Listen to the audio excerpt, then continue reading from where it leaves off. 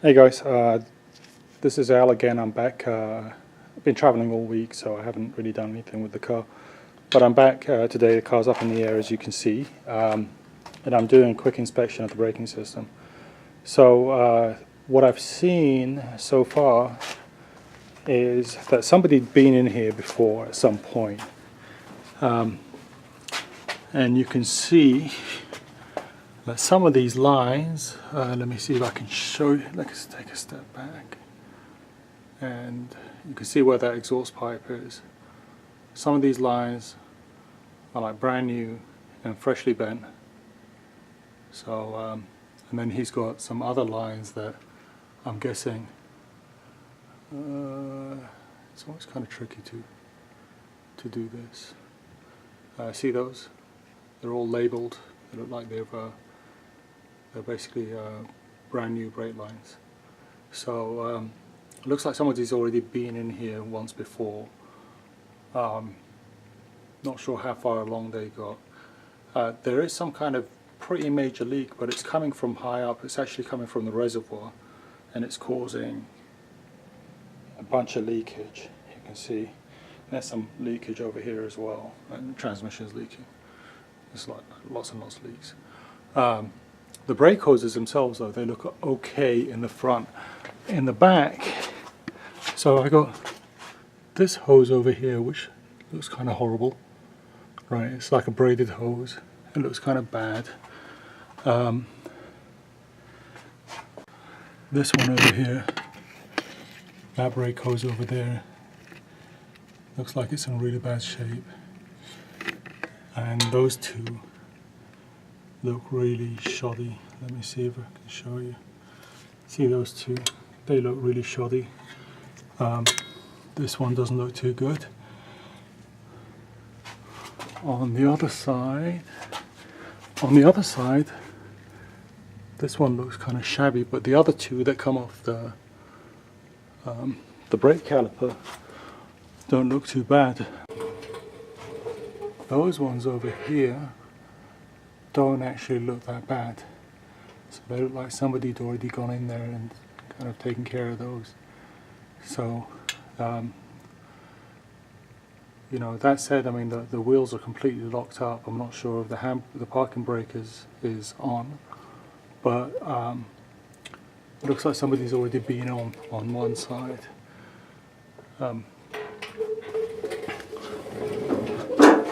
The rat trap, you know, everything was pretty grimy, so I just shot it with some brake clean, just you know, on the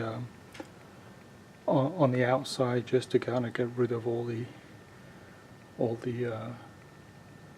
oil and grime that's built up over the years, and it seems like it doesn't look too bad, but there's some leakage coming out from the top of the reservoir, and it's just basically draining down. And then lastly, the brake hoses on the front actually look like they're in pretty good shape. There's nothing abnormal about those. They actually look like they're pretty new. So those look like they're in pretty good condition. So I'm going to start focusing on the stuff in the back. You know, also, you know, although these wheels are kind of loose, I mean, they're still kind of stiff, which, you know, you kind of expect from a car that's been sitting for a while. Rust builds up on the brake discs. On this side, it's just not moving at all. So these wheels are completely locked up in the back. So not sure exactly what's going on there, but I'm going to first remove these brake hoses, maybe take off the calipers as well, and see what's what. See what's behind all those lines. So, all right, guys. So you can tell the brakes are well and truly clamped on. Pads have a nice decent amount of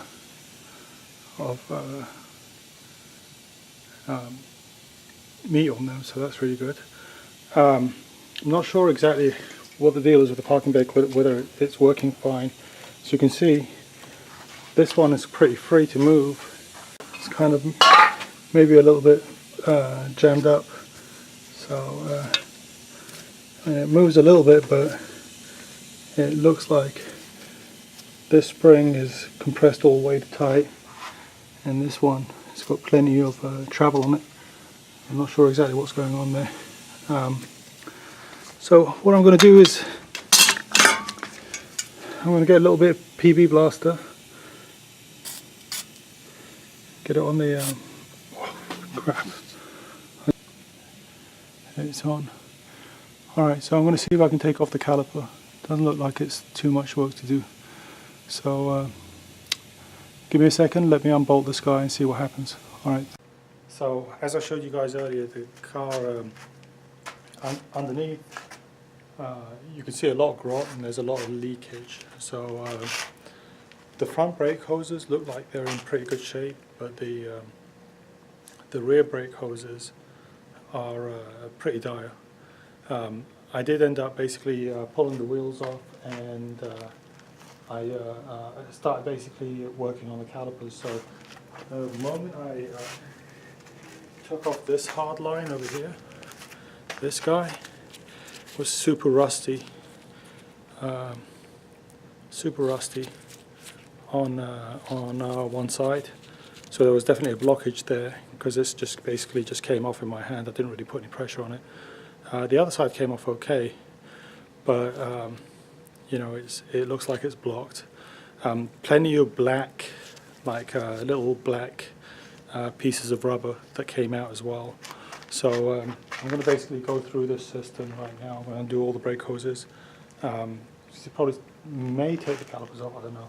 May not do it right now. May do it later.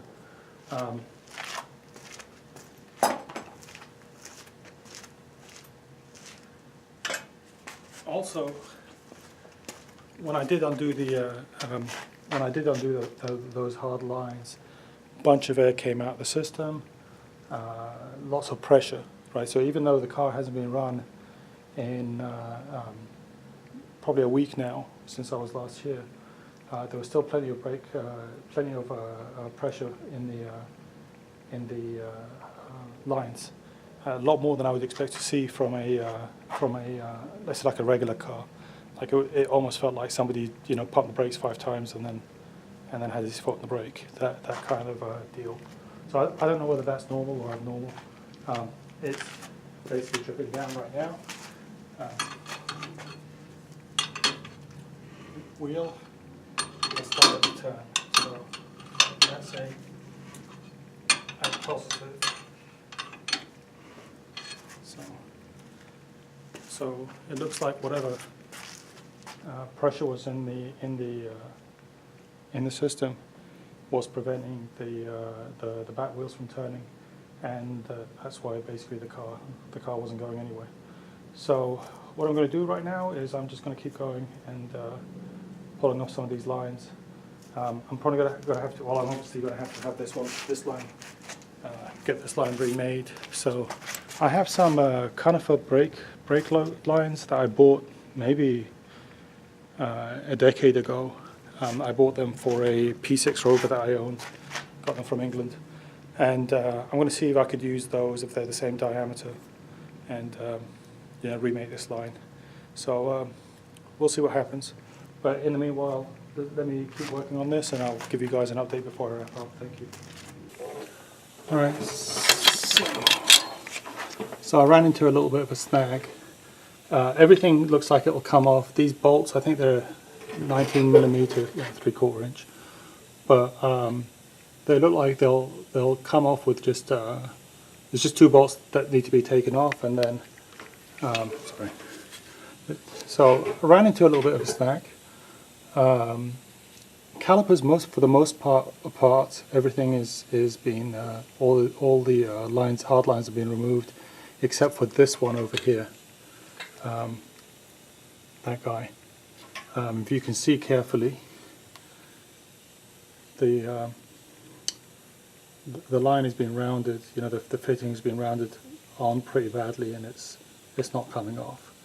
I tried hitting it with an air chisel just to see if I can break loose the rust. Tried to use vice grips. Nothing's taken this thing off.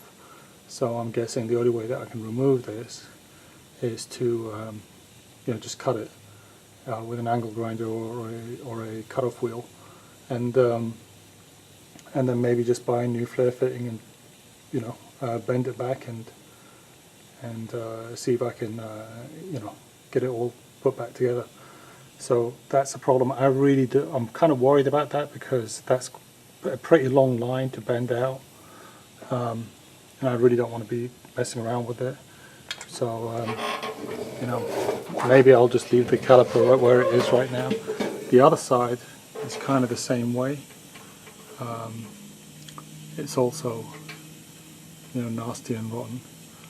So I'm not sure exactly what I'm going to do there.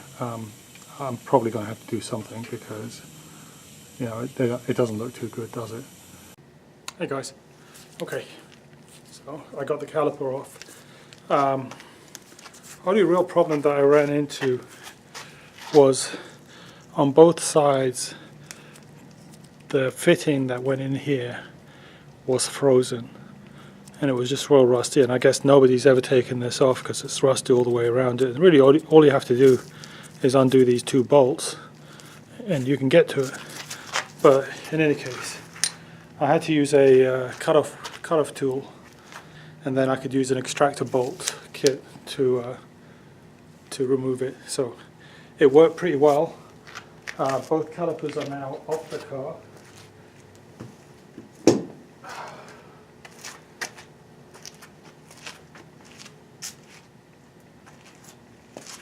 So this is an example of what one of these guys looked like, and this was a good one. The other one was in much worse shape. Let's see if I can find it. Maybe. So that was the other one. Let's see if it zooms in. Nope. Try again. Yeah, see that? Real bad shape.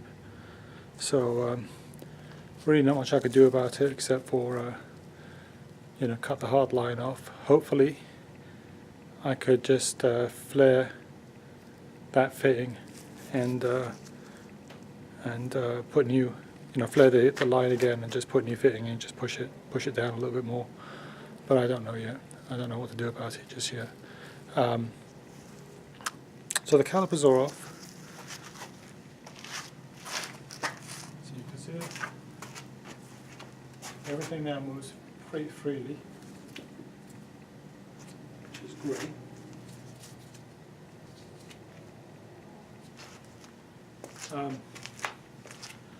So the next thing is, which probably won't be done today because I'm starting to run out of steam, but the next thing is going to be to try to tackle the hoses. If I can take all the hoses off, then I'll run brake clean through the lines and then blow compressed air through them. That should clear out any kind of sludge that's in there, and I'll try to do the same with the valves as well, and basically start working on putting everything back together again once I get new hoses. So that's where I am. So just going through the trunk. Flying Spares catalog, paper catalog, that's real nice. Previous owner left me a couple of brake hoses, so I was right. The brake hoses on the driver's side on the rear were done, and the passenger side needs to be done. So it's good that he left me a set. There's actually another set of brake hoses that I still need to order. Set of spark plugs. It's always nice. There you go. Lever screws. I guess he was working on these. Oh, what are these?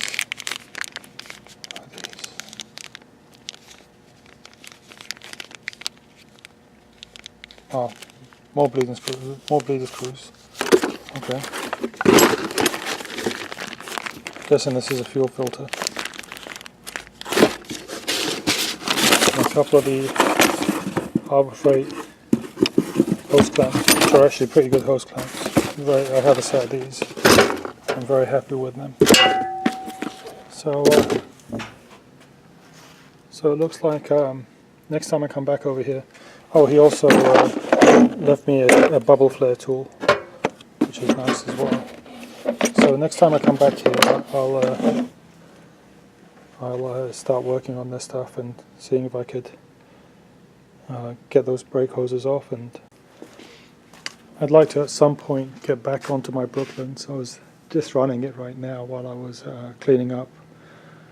I say cleaning up, I mean the place looks like a bomb's hit it, but I put some tools away.